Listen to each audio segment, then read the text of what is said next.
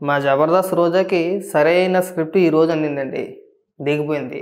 అబ్బా! ఇంక మామూలు ఉపన్యాసాలు కాదు. ఈళ్ళు మాట్లాడేవి మాత్రమే నిజాలు. మిగిలినోళ్ళు ఎవరు మాట్లాడినా సరే అవి పచ్చి అబద్ధాలని చెప్పేసని మాట్లాడుతుంది. ఒకసారి రోజా ఏమని మాట్లాడుతుందో వినిపిస్తా చూడండి. రాష్ట్రం విడిపోయాక నువ్వే కదా మొదట ముఖ్యమంత్రిగా 5 సంవత్సరాలు ఉన్నావు. నువ్వు ఎంత అప్పు చేసి దిగిపోయావు? 5 ఏళ్లలో మేము ఏం చేసామో చెప్పాలి కదా జనాలకి. గొర్రె నువ్వు చెప్పాలి, అది మేము చెప్తామా? రాష్ట్రం విడిపోయే సమయానికి రాష్ట్ర అప్పు 90,000 కోట్లతో ఎడగొట్టారు. ఆ తర్వాత 14 నుంచి 19 వరకు చంద్రబాబు నాయుడు గారు పరిపాలించారు. అదనంగా ఇంకొక 1,30,000 కోట్ల రూపాయలు అప్పు చేశారు. ఇది మీరు చెప్పింది, అసెంబ్లీలో చెప్పింది, నేను చెప్పింది కాదు. జగన్మోహన్ రెడ్డి అసెంబ్లీలో చెప్పింది. చంద్రబాబు నాయుడు గారు మొత్తం కలిపి 2,40,000 2,30,000 కోట్లు చెప్పుకొచ్చారు. అప్పుడు స్టార్టింగ్లో ప్రమాణ స్వీకారం అయిపోయిన తర్వాత మొదటి అసెంబ్లీ సమావేశాల్లో మీరు చెప్పుకొచ్చింది, అవునా? మరి దిగిపోయే నాటికి అదనంగా మీరు ఎన్ని లక్షల కోట్ల రూపాయలు అప్పు చేశారనేది మీరు చెప్పాలా? మీరైనా చెప్పాల్సింది. మీరు ఏం చేశారు, ఎన్ని లక్షల కోట్ల రూపాయలు అప్పు చేశారనేది ఎవరు చెప్పాలి? మీరు చెప్పారా? అబ్బే, మనం ఇప్పుడు ప్రెస్ మీట్ పెట్టినా అమనాబుద్ధులు తిట్టేయాలి తప్పితే ఎక్కడ చెప్పాం మనం? ఇది చెప్పామా? ఇంకా మాట్లాడదా? బయట ఒకటి లోపల ఒకటి మాట్లాడటం. ఏదైతే ఆంధ్రప్రదేశ్ లో అబద్ధాలతో కట్టుకథలతో పచ్చ మీడియాతో ప్రజల్ని మభ్య పెట్టారో అదే విధంగా దావోస్ లో కూడా మీరు మభ్య పెట్టాలన్న ప్రయత్నం ఈ రోజు పెట్టుబడిదారులు పారిపోవడానికి కారణం కాదా చంద్రబాబు నాయుడు, లోకేష్ అని అడుగుతున్నారు. మరే అబద్ధాల గురించి మీరే మాట్లాడాలి.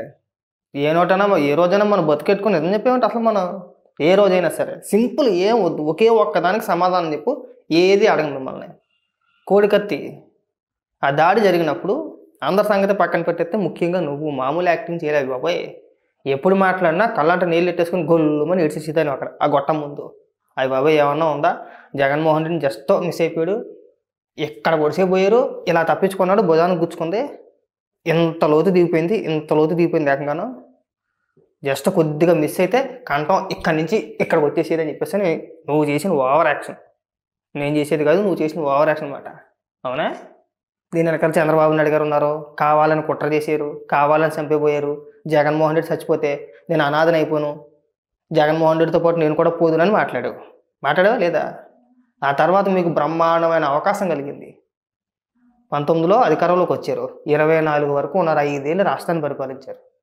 పరిపాలన సంగతి పక్కన పెట్టేస్తే జగన్మోహన్ రెడ్డి పైన ఏదైతే దాడి జరిగిందో, మీరు ఏదైతే చంపేయాలని చెప్పి చూశారని చెప్పేసి ఆరోపణ చేశారో, కనీసం ఆ కేసు అయినా సరే విచారణ జరిపి దోషి ఎవడో ప్లాన్ చేసాడు, దాని వెనకాతలు ఎవడున్నాడని నిరూపించలేకపోయారా? ఆ రోజు చెప్పింది అబద్ధమే కదా. కావాలని చెప్పేసాను కదా దాడి చేయించుకున్నాడు, సింపతి కోసం కదా. కనీసం కోర్టుకు కూడా పోలా. కోర్టుకి వెళ్ళాడా? విశాఖపట్నం ఎన్ఐ కోర్టుకి రమ్మంటే ఏమన్నాడు? కాలు వెనికింది అన్నాడు. అవి వేరే వ్యక్తిగత కారణాలు ఎన్నైనా ఉండొచ్చు, కానీ పైకి మాత్రం కాలు వెనికింది అన్నాడు. వెళ్ళాడా? ఎలా? మరి దానికే సమాధానం చెప్తూ ఆ రోజు పెద్ద పెద్ద మాటలు మాట్లాడావు కదా. ఎలా చూపించేసాడు? కత్తి ఎంత ఉందండి కత్తి, ఒకవేళ ఇక్కడ దిగితే ఇక్కడ దాకా వచ్చేద్దునండి. నువ్వు మాట్లాడిన అబద్ధాలు అన్నమాట. అంటే ఉదాహరణగా ఒకటే చెప్పుకోవచ్చా? అలాంటివి చాలా ఉన్నాయి. ఇంకా మాట్లాడి ముఖ్యంగా జగన్ గారు ముఖ్యమంత్రిగా ఉన్నప్పుడు దావోస్ వెళ్తే ఏ విధంగా 1,26,000 కోట్ల రూపాయలకి ఎంఓఎల్ చేసుకొచ్చారో మనం అందరం కూడా కళ్ళారా చూసాం. నేనేం చూడలేదు, మాకేం కనపడలా. అలాగని చెప్పేసి మీరు కూడా ఎప్పుడు చెప్పలా. జగన్మోహన్ రెడ్డి చెప్పలేదు, ఐటీ మంత్రి చెప్పలేదు. అప్పుడు ఐటీ మంత్రి మాజీ మంత్రి గుడివాడ అమర్నాథ్ కూడా ఇప్పుడు చెప్పలా. ఇవాళ కూడా ఇప్పుడు మాట్లాడట్లేదు. మీరు ఎప్పుడు మాట్లాడుతున్నారు? మెల్లిమెల్లిగా సోషల్ మీడియాలో ఒక ప్రచారం తీసుకొచ్చారు. కొంతమంది మేధావుల చేత, జర్నలిస్టుల చేత, అలాగే మన సాక్షి డిబేట్లో కొంతమందిని కూర్చోబెట్టి మెల్లిమెల్లిగా మేమే తీసుకొచ్చాం ప్రచారం మొదలు పెట్టుకొచ్చారు. ఆ ప్రచారం మొదలుపెట్టి ఆ తర్వాత మీరు మాట్లాడడం మొదలెట్టారు. అంతేనా? నిన్నమాట దాకా చెప్పారా? ఈ ఎలక్షన్ టైంలో చెప్పారా? ఎలక్షన్ ముందే ఏమైనా చెప్పుకొచ్చారు? పని ఎలక్షన్ ముందు మనం ఎప్పుడు మాట్లాడినా సరే చంద్రబాబు నాయుడు గారిని బూతులు తిట్టాలి, లోకేష్ గారిని బూతులు తిట్టాలి. మన శ్రద్ధ అంతా బూతుల మీద తప్పితే మేము పరిశ్రమలు తీసుకొచ్చాము, కంపెనీలు తీసుకొచ్చాము, మేము ఎంఓయూలు కుదుర్చుకున్నాము, భూములు కేటాయించేసాము, ఏదని చెప్పాము మనం? లేదు. బాగా ఇక్కడికి వచ్చేసి ఉపన్యాసాలు చెప్తుంది ఇక్కడ. ఇంకా చెప్పు.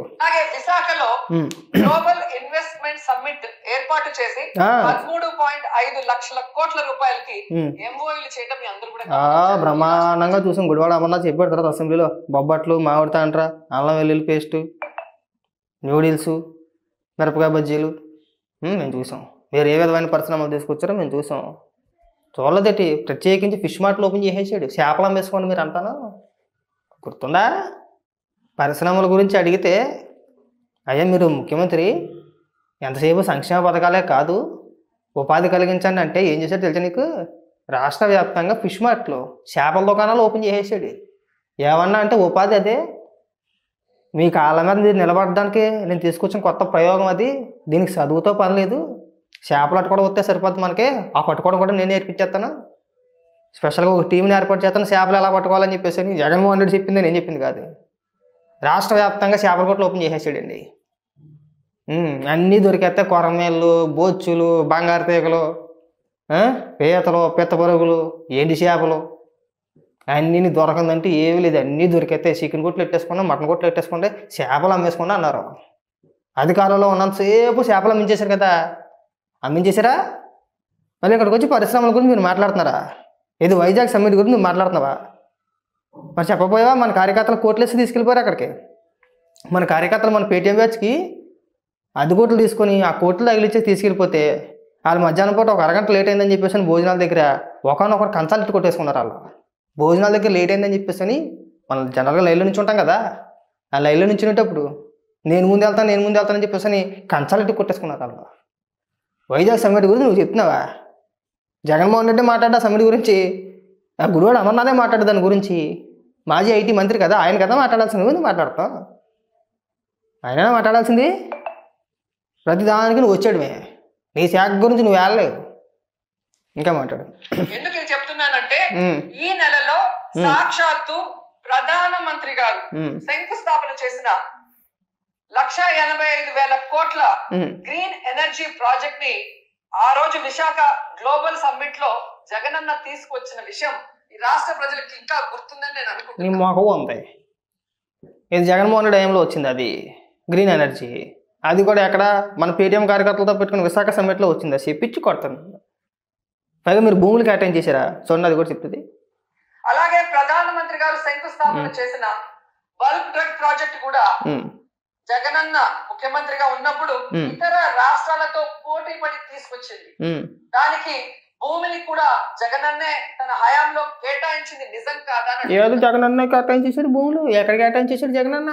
చూపించు, ఒక్క జీవో చూపించు. జగన్మోహన్ రెడ్డి భూములు కేటాయించినట్టు ఒక్క జీవో చూపించు. నువ్వు ఒకసారి ట్విట్టర్ కానీ ఫేస్బుక్ కానీ ఓపెన్ చేయి. తెలుగుదేశం పార్టీ అఫీషియల్ పేజ్ ఒకసారి ఓపెన్ చేసి చూడు. జనవరి 7, 6 తారీఖులు ఒకసారి చూడు.